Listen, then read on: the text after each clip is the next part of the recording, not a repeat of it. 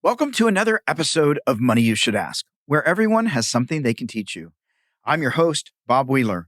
In this episode, we are going to explore why we do what we do when it comes to money. As a CPA for the past 30 years, let me say 25 because that makes me sound younger. I have seen it all when it comes to money and emotions. And if you think I'm talking about my clients, I'm not. I'm talking about myself. My relationship with money has been, and sometimes still is, an emotional roller coaster. Maybe that's something you're also familiar with. Good news. You and I are not the only ones.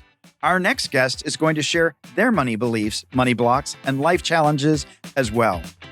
Buckle your seatbelt and enjoy the ride.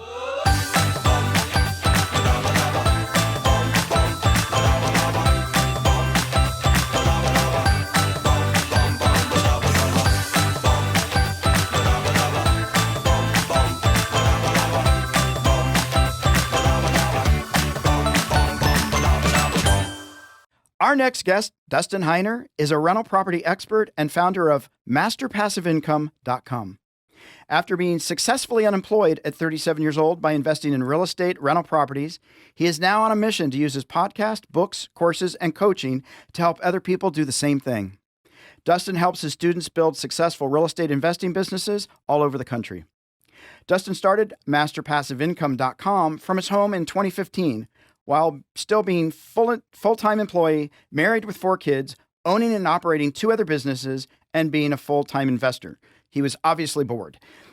In 2015, Dustin also wrote his first book, How to Quit Your Job with Rental Properties, which quickly became a bestseller. Dustin, welcome to the show. Hey, Bob. Thank you so much for having me on the podcast. I just love talking about money because money just really, it's not the money that I love. It's what it affords me to do in my life and be with my family and all that sort of stuff. So I really appreciate you having me on. Absolutely. Well, we're going to talk about that because there's so many people out there that want to be able to do the things they want and don't quite know how to get past those blocks or beliefs. And hopefully they'll get some great insight today and be able to move it forward. So Dustin, the first question I have for you really is, when you were a kid, did you want to be a real estate mogul? Was that the idea at 6 years old? Yeah, that's a great question. No, definitely not. But at the same time, I've always been entrepreneurial in a sense where my mom and my dad got divorced. And so my stepdad, he had his business. He was a contractor. So I worked for him doing, framing houses in the sun in the summertime when I wasn't at school. But my biological dad also had his own business. And so I've always been entrepreneurial. And so I even had, I started at 13 years old, had my own paper route where you have your bicycle and you get the papers and you throw them really hard and bang the garage door. Had a graphic and website design company through high school and college, then a skateboard manufacturing business, and even a pizzeria and convenience store. So I've always been trying to figure out a way to work for myself, not necessarily get away from working for somebody else, but I've always been entrepreneurial. So yes, from a young age, I just knew that I wanted to be independent. And when you were growing up, and just knowing you wanted to do these different things, did your mom, your dad, your stepdad, did they ever talk to you directly about money? Was it just stuff you observed? What kind of conversations around money happened as a kid? It really centered around don't go into debt. That's literally all it was. It wasn't about saving, how to make more money, how to get different streams of income, all that sort of stuff. I didn't even know what passive income was. I'm like, when I found out, that was kind of crazy. But as I was going through life, it was just basically don't go into debt. Probably because my parents didn't really know. They didn't have good financial literacy. We were basically lower middle class, if not even lower class when we that's my firstborn and started growing up. Eventually, my parents got better jobs. And so they made more money, but at the same time went into debt. And so they were trying to teach me not to do what they did. That makes sense. Now, because you were starting to do your own thing and making money and paper route, stuff like that, did you get an allowance or that was just not on the table? That's a great question. So I want to say I got a little allowance, I don't know, $5, but when I got a paper route, they stopped doing that. Now, here's something that I do. I definitely got to share what I do now. I don't do what my parents did because they did give me an allowance. It was very small, but it was still an allowance.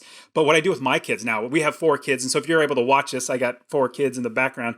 And so with my 4 kids, what I literally do is I try to teach them because I was never taught this stuff. Financial literacy is so fantastic. So my kids don't get an allowance at all. Like it's a privilege to be in the family, and daddy doesn't get paid just to be alive. Like you guys have to work too, and that's your chores, but you don't get paid for that. What they do get paid for though is we homeschool. And let me take that back. My wife does the homeschooling. I have the hard job. My wife has the hard job of homeschooling the kids. I have the easy job of making money. And so when we're doing homeschooling, they'll finish a book, like a math book for the semester or whatever. We pay them $10 because I'm giving that incentive. Like, this is your job. You get one book done and you get paid $10. Now, fast forward to what I'm teaching them is when you make $10 or make any money at all, this is what we're going to do. We're going to figure out how to deviate that up, which is what I should have been taught. I wish I was taught. But first, 10% goes to God. Like, goes to church, goes to giving. 10% is for other people. Then 50% of the whole we put into savings. And we also put into a savings account. They could see the computer and see, oh, we made 20 cents this month. That's great. Other little kids. So 50% goes to savings. But at the same time, 20% of the whole goes to mommy, not them. Goes to mommy to help pay for responsibilities like food on our table, electricity, bed sheets, all that sort of stuff, that they realize that just because you make money doesn't mean you get to spend it all on whatever you want. We have responsibilities. The last 20%, they could do whatever they want with it. Put it in savings, give it to God, give it to mommy, spend it themselves. And it's been a blessing where my kids, even at the same time, are like, you know what? I'm going to give mommy an extra $1 this time. I'm like, well, that's so great. Or I want to give more to church, or put more into savings, or I want to put all my money in savings. So I'm really helping my kids as best I can from the very young age. Save, obviously not going to debt, because that's a huge lesson as well. But then also responsibilities and tithing as well. Yeah, I think that's great. And, it's funny that you talk about paying them for the books. I've heard some people say, well, that's bribing your kids. Maybe. But the other thing I saw somebody was saying, I pay my kid $1 a book he reads, and the kid's read 120 books this year, and he thinks he's ripped me off, and it's the best investment I've ever made, right? The power of reading and is just can't be overemphasized. It is just an amazing gift to be able to read. Absolutely. But just think about what your boss does. Your boss pays you for whatever it is that they're requiring you to do. Maybe your boss wants you to read a bunch of books to learn to be something better. You're getting paid to do that. Just because your kid's not doing it. I personally think, like, I get encouraged when somebody gives me an incentive to do something. And so with my kids too, I give them incentive. Oh, another thing, like when we go to church, if they write down what they hear in the sermon, they get 20 minutes on the iPad. We give out minutes on the iPad very sparingly. In fact, they very rarely ever get on it. But that's an incentive. Right. I am not against incentivizing them, because you're right. If you've read 120 books, you made 120 bucks. That's like the dollars is minuscule compared to the books that you're reading. So I'm absolutely not against utilizing incentive to help our kids to learn. Absolutely. Absolutely. And you talk about the kids have a budget, and part of it goes to mommy, and she's doing a lot of the hard work for sure. Did you and your wife have any conversations about money before you got married? And how do you have conversations about money now that you're married? Okay, so let me also give you a little story about something that happened to us that really catapulted me into be where I am today, quote unquote, being successfully unemployed. I retired or quit my job when I was 37 years old. Now I just have businesses and stuff like that. But if you don't mind, I could tell you a quick story that helps us get in this direction. So when we first got married, or before we got married, we talked a lot about money. She was a saver. She's very frugal, which I'm super blessed. I have some friends that say, oh, my wife, she just spent $1,000. I just looked at the credit card statement, like, where did this $1,000 go? My wife's the opposite. She'll say, hey, honey, she'll call me up. Can I buy this thing? It's like $2.50. I'm like, yes, absolutely. Go right ahead, babe. And so I'm blessed in that regard. So she's a saver, but remember, I wasn't. I'm just don't go into debt. That's the biggest thing that I wanted to make sure that I didn't do. And so that was a big conversation. And at the same time, I read the book called Rich Dad, Poor Dad, which is a terrific book. Everybody should read it. 100%. You learn about passive income, where you work one time and you get paid over and over and over and over again. And that blew my mind, because we're all taught, I'm taught, when you go to school, get good grades, go to college, get good grades, then get a job, get good reviews, and you retire when you're 65 years old. And that never sat well with me. But then when I read Rich Dad, Poor Dad, I was like, oh my goodness, like there's another way. Let me see if I can figure this out. But here's a quick story that I want to share with you that got us into this direction where we are now. So the conversations that we have now about money is almost like non-existent because we're blessed to be able to make money from the real estate that we own, where we obviously we're frugal. That's number one. We save too on top of that because we implemented that into our lives, but we're also making a lot of money where it's like, well, we don't live above our means. We just keep saving the rest of the money. So here's what catapulted us into being where we now have plenty of money. So I'm working a regular county job, or regular 9 to 5 job. I'm in California, working for a county there in California, doing IT or technology work, and we're having kid after kid. I'm still, being entrepreneurial, but I'm still focused on that full time. I call it J.O.B, just over broke job. And so once we had our fourth child, and I go on paternity leave with that fourth child, and that's where the dad stays home with the mom and bonds with the baby, changes poopy diapers and stuff like that. And you're gone for about a week. And so I come back, and the week that I get back, I get a call from my boss's secretary, like the top dog. His secretary gives me a call and says, Dustin, would you please come to the boss's office? And I was like, okay. And I hung up the phone. I thought, man, this is Friday at 3:30. This is weird. I normally don't get called to the boss's office in general. I wonder what's going on. And as I'm sitting there, I pause for a second, and I start thinking, man, about 2 months ago, before I went on paternity leave, there was some rumors or some rumblings going on that there could potentially be layoffs. And I immediately shook that off. I'm like, no way. I've got 12, 13 years seniority here. Like, I'm doing really well. They give me raises all the time. I shook that off. So I get up and I walk down the hallway to the boss's office.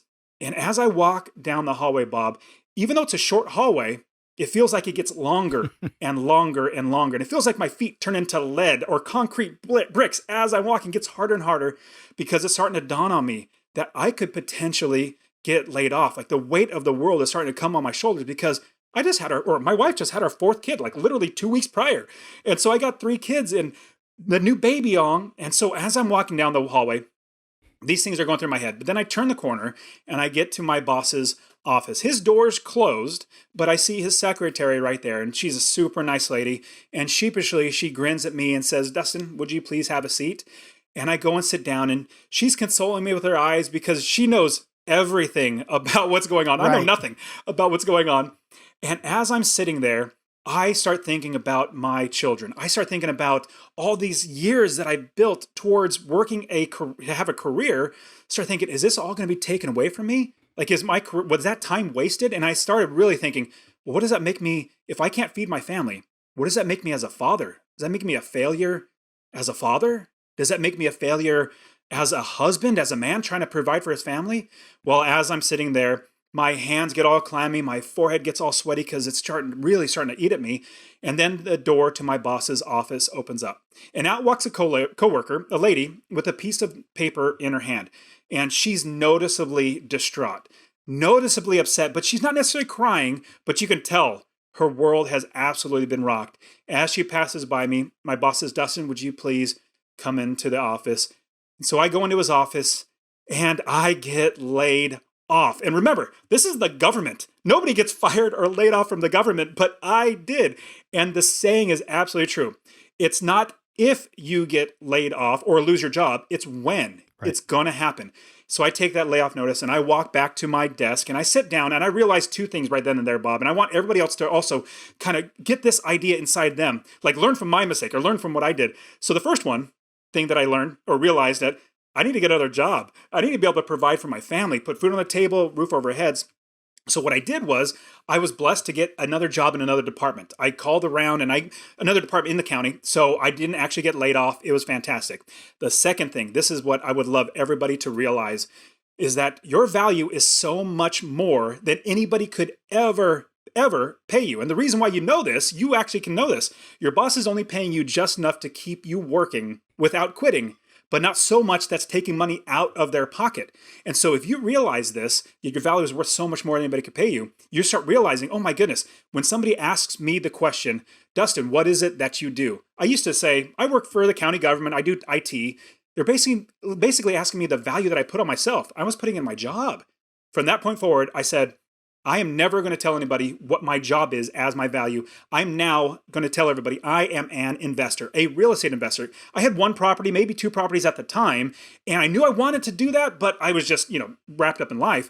I said, from this point forward, I'm always going to tell everybody that I am an investor. From that point forward, literally year after year, bought property after property, every property making me, and these are rental properties, buy and hold rental properties, a minimum of $250 a month in passive income. After 20 to 30 properties, like, man, I don't need to work anymore. Even though I'm making $75,000 a year at this job, I can quit. So I'll round up the story to share. I went to my new boss, great boss and everything. I said, boss, I'm laying you off metaphorically. Like, I'm done. This is my 2 weeks notice. And Bob, I walked to my car. It's about a 1.5 mile walk. I'm frugal, so I didn't want to pay for parking in downtown Fresno is where I was working. And I felt like I was walking on clouds. Yeah. I walked this walk 1,000 times. But if you remember the one where I walked down the hallway where my feet were lead bricks, I was walking home or to my car, walking on clouds, knowing I would never, ever need a job again because I changed my viewpoint on the value that I give myself. And I said, my goal is to never work for somebody again and never let somebody have the ability to rip out my ability to pay for food and mortgage and all that sort of stuff. Because of that, I bought property after property. Eventually, didn't need to work anymore. So you probably got questions, but yeah, that's what catapulted me. And everybody needs to realize your value is so much more than anybody could ever pay you. Well, so here I'm going to pull from the obscure in that story. You were making $250 a property. Now, some people would say it's $250.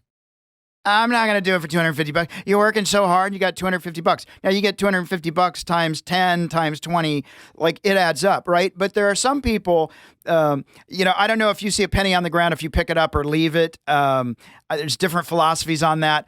But to me, you give me 1,000,000 pennies, I'm a happy camper, right? If I find 1,000,000 pennies. And sometimes I think we discount or we miss opportunities because it's not pretty enough, it's not fancy, it's not cool. And I think a lot of this really comes down to repetitive hard work and focus and intention and staying focused on the ball. And yeah, you're 100% right. Now, if you realize this, I'll give you two scenarios or two thoughts when it comes to rental properties being $250 a month. If you have one property, $250 a month, that's $2,500 extra a year passive income. I literally don't do anything. If you've read the book called 4-Hour Work Week, I don't do that. Working 4 hours a week is for suckers. Like, I don't even work 30 minutes a week. I maybe work 30 minutes a month. Right. On all of my rental property, 30 plus properties now, I maybe 30 minutes a month because I've built the business so that it runs itself. But here's the thing. If you buy one property, that's $250 a month. That's $2,500 a year. 10 properties is $2,500 a month. That's $30,000 a year without working. 20 properties is $5,000 a month without working, $60,000 without working. And again, here's the second part of it. I started buying properties in 2006. 2006, I bought them one time. I don't do any more work. From then, it's 2000 and almost 22 now. All those years, I've made $250 like clockwork every single month.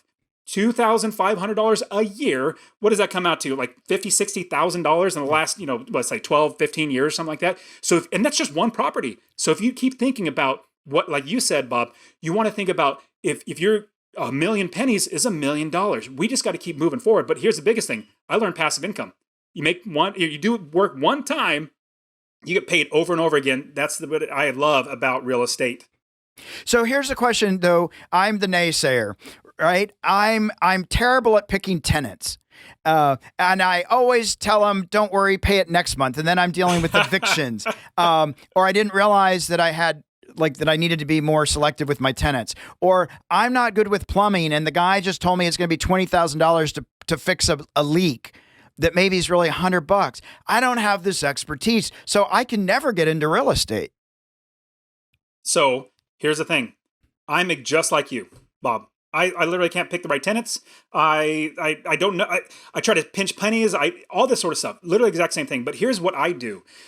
I build a business first because I want other people to do the work. That's the reason why I work 30 minutes a month, is because I literally have other people do the work for me. Let me give you an example of what that looks like. If you're going to build a convenience store, candy bars and soda machines and stuff like that, this is what you're not going to do. You're not going to just lease a property or a room or a building, open the doors and put a box of candy bars in there. No, you are not going to do that. You'd go out of business in 2 seconds. What you will do, though, is you'll build the business first. You'll get the gondolas. Those are the shelving units that the candy bars go on. You'll get countertops, cold storage, fountain machines, bank accounts, cash registers, insurance, employees before you buy any inventory. And with that business now running, you can buy inventory, put in your business, start running the business. Same thing with real estate investing. We build the entire business first. We account for everything in the business before we buy any properties. So what other people are going to tell you, or people that teach how to invest in real estate, your property is your business. No, that's absolutely wrong. Our properties are our inventory. We buy a piece of inventory and we put it into the business we've already built. That's how we can scale it so much faster because the business is there. We're not doing the work. But here's the great thing, Bob. I'll quickly share. I don't pay on all my properties, 30 plus properties now. I don't pay my taxes. I don't pay my insurance. I don't pay my mortgage. I don't pay my property manager. I don't even pay for repairs. My tenants pay for every bit of those expenses. And here's literally what it works out to get $250 a month. You add up all your expenses, every single thing we just added up, that's your total. Then you make sure you could rent it out for more than that. Give you an example. It rents for $1,000. And then, rents for $1,000, but maybe your expenses are around $700 a month. That's $300 extra in your pocket because you've already accounted for that. Now, you talk about being a naysayer saying, I don't know how to pick tenants. I don't know how to do this. I don't know how to find this, all that sort of stuff. I don't either. That's why I hire experts, my property managers. This is what it looks like to build the business first.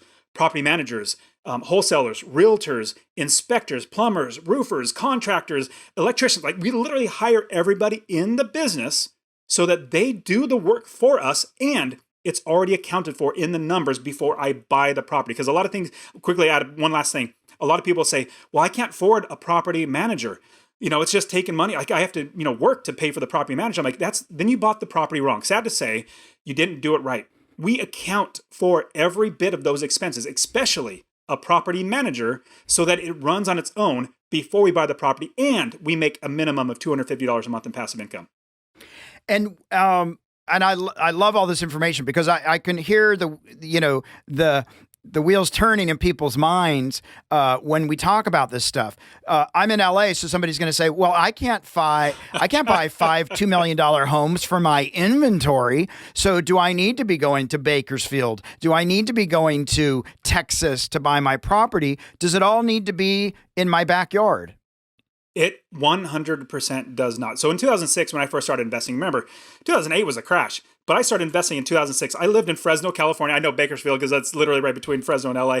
But I lived in Fresno, California. And even then, if I bought a house, I could not rent it for high enough to make passive income. So I actually started investing in Ohio. Now I invest in Ohio, Texas, and Arizona. And I have students that literally invest all over the country. But here's the great thing. I build the business, I make sure that the experts do the work, and they're the ones that are going to make sure that I do the business right. And we can do this anywhere. We can do it in our backyard. I personally don't like to because I'm the type of personality, I'm a doer. So if I find out that there's a toilet leaking over there, I'll literally drive at 2 a.m. because I'm going to save some money. I'm frugal. So I'm going to save some money and do that. But if it's literally states away, I can't do that. I'm forced to build the business right. So every bit is already taken, all the expenses are accounted for. But here's the thing.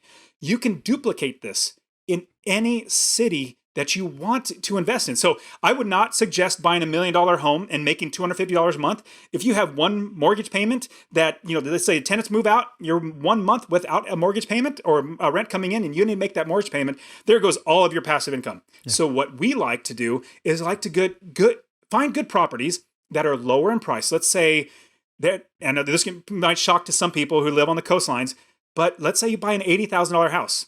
Yes, there are houses that are $80,000. Midwest are fantastic. Southeast and the Carolinas and Florida, great areas of the country. Rents are higher in a sense compared to the amount that you can actually buy it for. Let's say you buy a house for $80,000. It rents for maybe $1,000, but your expenses are $700. That's $300 you can actually put in your pocket. But the biggest thing is we build the business so we have the experts on the ground. Like somebody might go to Zillow and say, Zillow, let's look up this property. Okay, they're asking this much. This is how much we might be able to rent it for. Zillow is not an expert.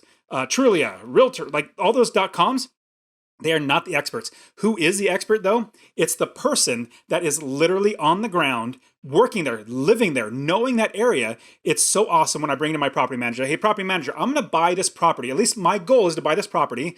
Tell me how much I could rent it for, what type of clientele I'm going to expect, vacancy factor, how fast they're going to move out. And they're going to say, oh man, I have a house literally right around the corner, same exact house. It rents for, let's say, $1,300 because I just got that 2 months ago. You could probably get $1,300. That is so much more valuable than any website, any database, because you have experts. Literally, just like any business, you want to hire the experts. I love hiring people that are smarter than me. Like it, Bob, you're much smarter than me, and most likely all of your listeners are much smarter than me. We just need to hire the right people to do the work for us. So we don't have to be a rocket scientist to make this stuff work. Not at all. No. Well, I'll give you one quick example, Bob. Like you're an accountant, so numbers really stick in your brain. I'm the opposite of that. If I think of a number, it goes in my brain and then it literally flutters away and it disappears. It's sad. I'm like, oh my goodness, like I just got gypped on my brain. But I don't have to worry about that because it's simple. Addition, subtraction, and a little bit of multiplication. You add up your expenses, that's your total expenses. You figure out how much you could rent it for, then you subtract the two, that's your passive income. Multiplication is just, like I said earlier, you get 10 properties, that's $30,000 a year. 20 properties, 60, and so on and so forth. So one of the things that I'm thinking as you're talking, and I think this goes back to mindset and about whether am I trying to have a lifestyle or am I trying to build wealth? Because some people are going to say, well, that's just not sexy enough. I want it to be sexy, right? And the reality is when we're building wealth, it's not really about how sexy it is. It's about how effective we're doing our job. Would you agree with that, or what's your thought? 100%. So what would you? Obviously, whatever sexy is in the eye of the beholder. Like sure. It's however anybody views it. To me, sexy was quitting my job at 37 years old. Like that was like, yeah, that's fantastic. Right. And at the same time, I also have generational wealth. This is not like nobody listening to this. If you have a job, you cannot pass your job, your J.O.B, working for somebody else, to your kids. No, they have to be interviewed. They have to go through the exact same process of being hired. You can't give that to your kids. All of my rental properties, all the kids in my picture in the background, I will literally give these to my kids and teach them how to actually invest and do this right. Any business now, because I have 40 plus hours of my life and I'm not working for somebody else, I create business after business. In fact, right now I'm literally creating a real estate investor conference. It's called the Real Estate Wealth Builders Conference. And with that conference, I'm creating a whole new business, employing people, providing great value to people. And this is something I potentially give to my kids. So even though it might not be sexy, I would rather be able to go play golf whenever I want, go hang out with my kids and not work for a job and be considered not sexy. Hey, that's fine with me. I love not being sexy. I love being around my kids. I love being able to do whatever I want, whenever I want. Absolutely. And, it seems to me that, a lot of people out there, right, we want to get rich quick. We want to make these things happen. But it really becomes about mindset.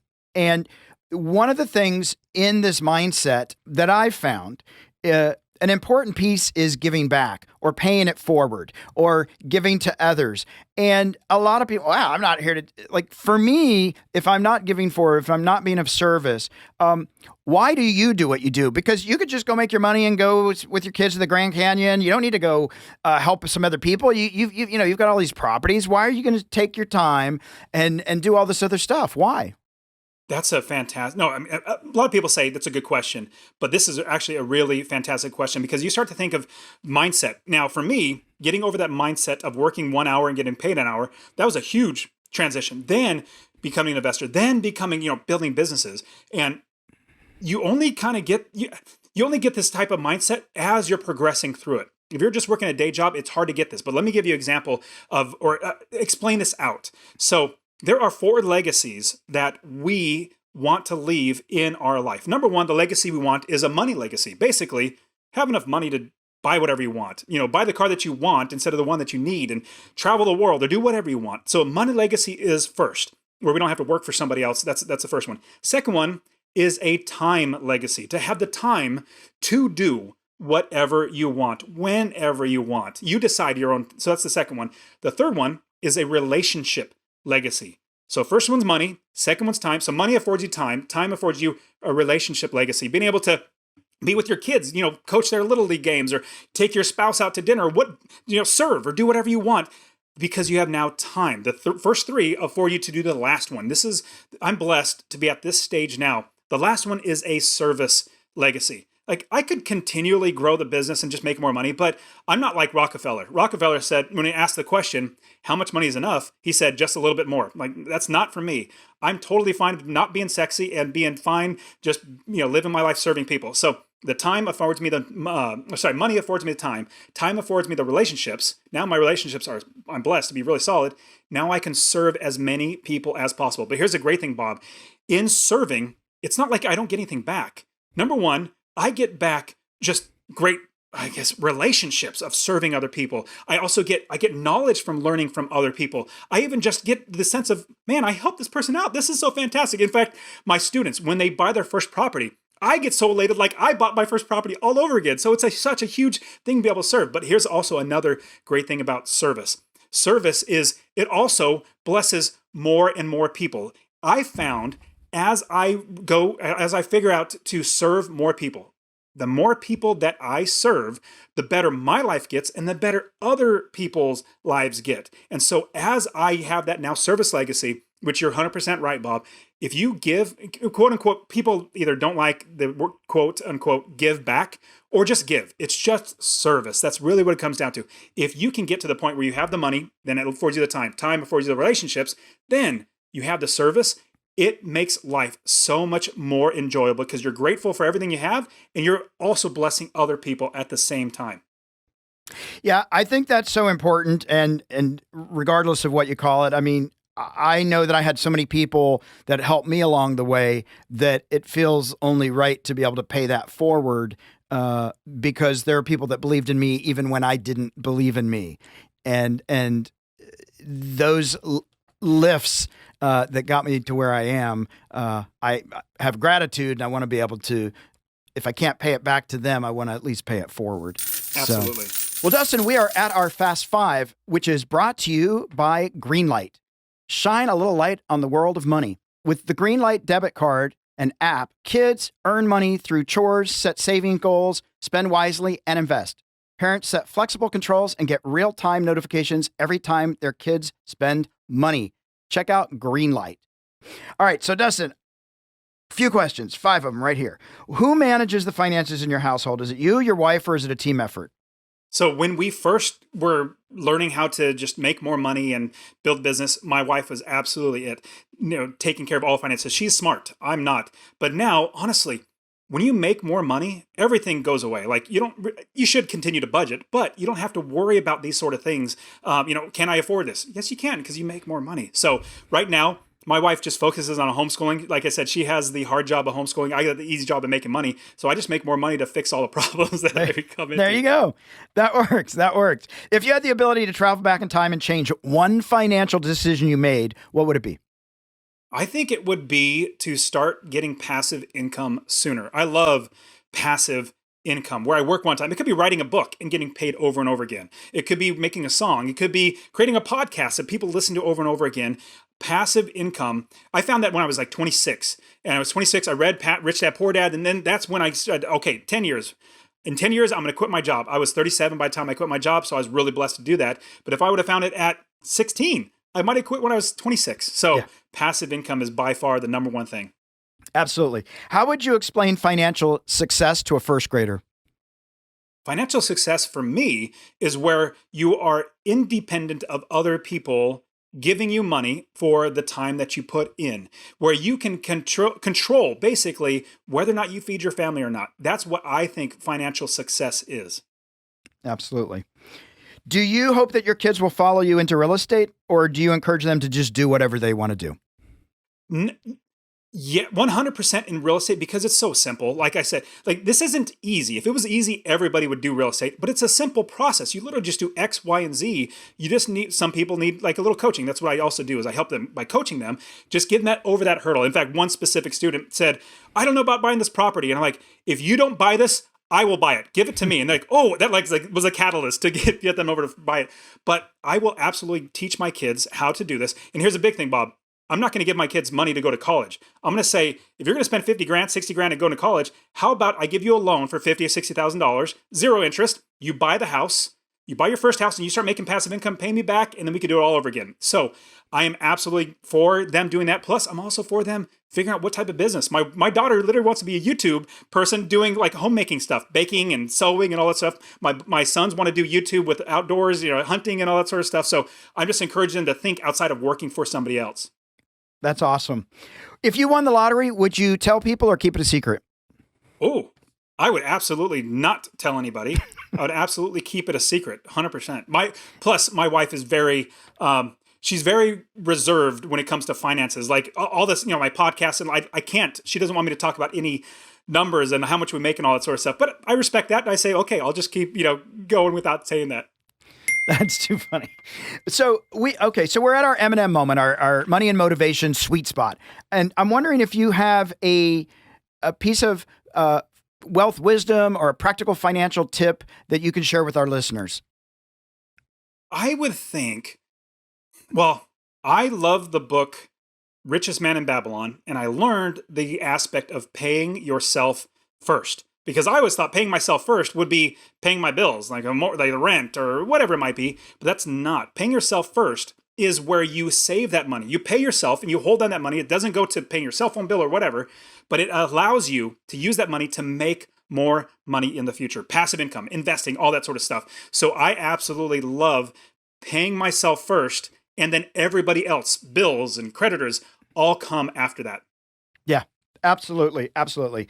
And don't go into debt. You said something earlier, and I know this is so obvious to everybody, but when you actually spend below your means, you come out really good. And I know so many people that overestimate their income and underestimate their expenses, and they come up short all the time.